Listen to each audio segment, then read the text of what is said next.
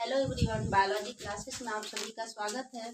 बेटा, ये हमारा क्लास 12 के दूसरे चैप्टर ह्यूमन रिप्रोडक्टिव सिस्टम का पार्ट 2 है। इसमें हम लोग मादा जनन तंत्र का नामांकित चित्र बनाएंगे। देखिए, जैसा कि हम लोगों ने बनाया है, इसलिए यहाँ पे प्रश्न दिया गया है कि मादा जनन तंत्र का नामांकित चित्र बनाइए। इसको 1 नंबर में भी पूछा जाता है और 3 नंबर में भी पूछा जाता है। जब सिर्फ नामांकित चित्र बनाने के लिए कहा जाएगा तो 1 नंबर का प्रश्न आएगा। अगर जो इसमें कहा जाएगा कि इसका नामांकित चित्र के साथ साथ उनका वर्णन कीजिए तो 3 नंबर में प्रश्न आएगा। तो अब हम लोग देखेंगे कि ये मादा जनन तंत्र का चित्र है। इसमें जैसा कि आप सभी लोग जानते हैं, इसको हम एक्सप्लेन भी किए थे कल परसों में। देखिए, इसमें हमने देखेंगे कि आगे की ये जो होता है मादा जनन तंत्र में, जो एक मोटा सा गुंबदाकार आकृति होती है, इसको क्या कहते हैं? यूट्रस कहते हैं। और यूट्रस को हिंदी में क्या कहते हैं? गर्भाशय कहते हैं। यूट्रस को हिंदी में क्या कहते हैं?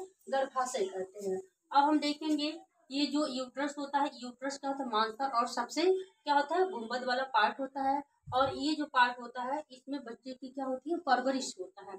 अब हम देखेंगे इसके किनारे किनारे 2 बाहें जैसी संरचना दिखाई देती है। इन बाहों जैसी संरचना को क्या कहते हैं? फैलोपियन ट्यूब कहते हैं। और इसको हिंदी में क्या कहते हैं? अंडवाहिनी कहते हैं। इसका नाम क्या है? अंडवाहिनी। इस फैलोपियन ट्यूब का नाम क्या है? अंडवाहिनी। अब देखेंगे ये जो दोनों तरफ अंडवाहिनी है, ऐसे लटका हुआ अंगुली के जैसे संरचना बनाकर रखी हुई होती है, जिसको फिम्बरी कहते हैं। क्या कहते हैं? फिम्बरी कहते हैं। और हिंदी में क्या कहते हैं? इसको झालर कहते हैं। इसको इंग्लिश में क्या कहते हैं? फिम्बरी कहते हैं। और हिंदी में इसको क्या कहते हैं? झालर कहते हैं। यानी कि ये जो फिम्बरी जैसी संरचना होती है, ये फिम्बरी जैसी संरचना एक लिगामेंटस कोशिका के द्वारा इससे जुड़ी होती है। इसको क्या कहते हैं? ओवरी कहते हैं। ओवरी को हिंदी में क्या कहते हैं? अंडाशय कहते हैं। इसको क्या कहते हैं? ओवरी कहते हैं। और ओवरी को हिंदी में क्या कहते हैं? अंडाशय कहते हैं। अब हम इसमें से सबका एक एक करके एक्सप्लेनेशन करते हुए चले आ रहे हैं, जिससे आप लोग को लिखने में आसानी होगी। आप लोग पॉइंट वाइज करके लिखिएगा। देखिए, सबसे पहले हम स्टार्ट करते हैं ओवरी से ही स्टार्ट करते हैं। देखिए, हम लोग देखेंगे कि जो भी ह्यूमन के यानी कि मानव के मादा जनन तंत्र में ओवरी की संख्या कितनी होती है? 2। पहला इसका अंग कौन है? ओवरी है। और ओवरी यानी कि 2 है, इनकी संख्या हम लोग क्या लिख देंगे? ओवरीज लिखेंगे। ओवरीज यानी कि इनकी संख्या कितनी होती है? 2। संख्या के आधार पे कितने होते हैं? 2। इनका आकृति कैसा होता है? आकृति कैसे होता है? बादाम से। यानी कि इनका साइज कैसा होता है? बादाम के जैसे। अब देखेंगे इनका रंग कैसा होता है? सफेद होता है। इनका रंग कैसा है? सफेद होता है। और इनका कार्य कैसा क्या होता है? कार्य इनका होता है कि अंड की उत्पत्ति। ये किसका कार्य करते हैं? अंड की उत्पत्ति करने का कार्य करते हैं। या अंड की उत्पत्ति। ठीक है। देखिए, हम लोग ओवरीज में लिखते समय देखेंगे कि ओवरीज मानो कि मादा जनन तंत्र में ओवरी की संख्या कितनी होती है? 2 होती है। इनका आकृति कैसा होता है? बादाम के जैसे। देखो, बिल्कुल ऐसे करके बादाम के जैसे दिखाई दे रहा है। और इनका रंग कैसा होता है? सफेद होता है। इनका कार्य कैसा होता है? अंड की उत्पत्ति होती है। इनके जो माप होता है उसके बारे में थोड़ा सा बता देते हैं। जो माप होता है वो 2 सेंटीमीटर का होता है, लंबा होता है, लेंथ होता है। 2 सेंटीमीटर कितना होता है? ब्रीथ होता है। और 1 सेंटीमीटर कितना होता है? चौड़ाई। यानी कि 1 सेंटीमीटर कितनी होती है? ऊंचाई होती है। यानी कि मोटाई इसको कहते हैं। क्या कहते हैं? मोटाई। ओके। अब हम फिर इसके एक्सप्लेनेशन के साथ कर रहे हैं कि ओवरीज में हम लोग आपको इतना सारा पॉइंट दे दिया है। इन सभी पॉइंट पर चाहे तो आपको 5 से 6 पॉइंट नोट कर सकते हैं। अब हम देखेंगे ओवरी से क्या उत्पत्ति हो रही है? अंड की उत्पत्ति हो रही है। तो ये अंड यहाँ से उत्पत्ति होते हैं। जैसे देखिए, इसमें आपको दिखाया गया है कि यहाँ पे इस ओवरीज में कार्पस ल्यूटियम बन रहा है और यहाँ से अंड की उत्पत्ति होते हुए इस झालर के पास पहुंच जाएंगे। झालर की जैसी संरचना दोनों तरफ क्या होती है? लगी होती है। इस झालर की जैसी संरचना से अंड को कैप्चर कर लिया जाता है और पकड़ते हुए ऊपर के पेरिस्टाइटिस मूवमेंट की तरफ। किसके तरफ? पेरिस्टाइटिस मूवमेंट की तरफ। जैसे कि आपको जानते हैं पेरिस्टाइटिस मूवमेंट कहाँ देखा जाता है?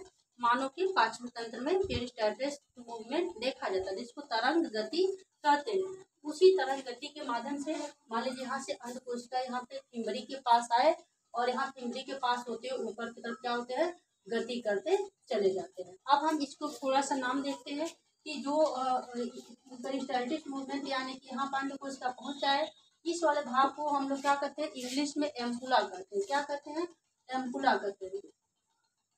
इसको इंग्लिश में एम्पुला कहते हैं और हिंदी में क्या कहते हैं, तुंबिका कहते हैं। हिंदी में क्या कहते हैं, तुंबिका। हम इसलिए इस पार्ट को बता रहे हैं क्योंकि जो अंडवाहिनी में निषेचन की क्रिया जो संपन्न होती है वो मोस्टली इसी तुंबिका वाले भाग पर संपन्न होती है। अब हम दूसरे पॉइंट पर, हमने पहला पॉइंट किसको दिया, ओवरीज को दिया।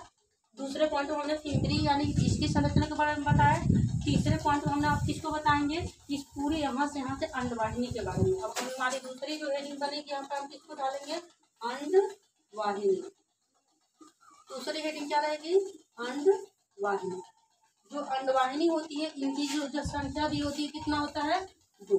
यानी कि अंडवाहिनी की संख्या कितना होता है, 2 होता है। देखिए एक इधर अंडवाहिनी और एक इधर अंडवाहिनी। अंडवाहिनी की संख्या कितना हो गया, 2 हो गया। जो अंडवाहिनी की क्या होती है, माप होता है, यानी कि इनका जो माप होता है ये कितने सेंटीमीटर लंबे होते हैं, 10 से 12 सेंटीमीटर लंबे होते हैं। 10 से 12 सेंटीमीटर लंबा होता है। और जो अंडवाहिनी होते हैं, जो अंडवाहिनी होती है इनकी ये कितने भागों में बटे होते हैं, यानी कि इनका भाग कितना होता है, 3 होता है। यानी कि अंडवाहिनी के भाग कितने होते हैं, 3 होते हैं। और तीनों भाग का नाम कौन सा होता है, इन नामों को हम थोड़ा सा इंगित करते हैं। जो तीनों भाग होते हैं उसको पहले नंबर को हम लोग यहाँ नीचे से स्टार्ट करेंगे। ये क्या होता है, तुंबिका होता है। फिर उसके बाद से क्या होता है, स्टमच होता है, फैलोपियन ट्यूब होता है, ये फैलोपियन ट्यूब होता है, और ये वाला क्या होता है, स्टमच होता है। यानी कि अंडवाहिनी के तीनों नाम अगर हम नोट करेंगे तो पहले नंबर मान लीजिए अंडवाहिनी यहाँ से होकर ऐसे स्टार्ट हो रहा है, तो यहाँ पर ये वाला भाग, ये तो पिंबरी हो गया। ये वाला भाग क्या हो गया, एम्पुला, यानी कि हिंदी में तुंबिका कह देंगे। ये वाला भाग क्या है, फैलोपियन ट्यूब है। और ये पतला वाला भाग है क्या है, स्टमच है। इसका नाम क्या होता है, स्टमच। देखिए अब हम नोट करेंगे, उसी तीनों भाग को नोट करेंगे। हम नीचे से स्टार्ट करेंगे। पहला भाग क्या होगा, एम्पुला। पहला भाग क्या देख लेंगे, एम्पुला हो जाएगा। फिर दूसरा भाग हमने किसको देख लेंगे, फैलोपियन ट्यूब। Fallopian tube. अब हम देखेंगे तीसरा जो भाग है, तीसरा भाग को हम लोग क्या कहेंगे, स्टमच। तीसरा भाग को हम लोग क्या कहेंगे, स्टमच। अब हम देखेंगे यहाँ से जो अंड होती है धीरे धीरे सरकते हुए कहाँ पे चले आते हैं, गर्भाशय तक चले आते हैं। अब हम तीसरे पॉइंट को नोट करते हैं। तीसरा जो पॉइंट होता है इसको हम लोग क्या कहते हैं, गर्भाशय। इसका भी हेडिंग में डाल देते हैं। इसका हेडिंग क्या होता है, गर्भाशय। गर्भाशय की इंग्लिश में क्या कहते हैं, यूटेरस कहते हैं। क्या कहते हैं, यूटेरस कहते हैं। जो गर्भाशय होता है उसको इंग्लिश में हम लोग क्या कहते हैं, यूटेरस कहते हैं। जो यूट्रस होता है इसका आकार हम देखेंगे। यूट्रस का क्या देखेंगे, आकार। जो यूट्रस का आकार होता है उल्टे नाशपाती के जैसे दिखता है।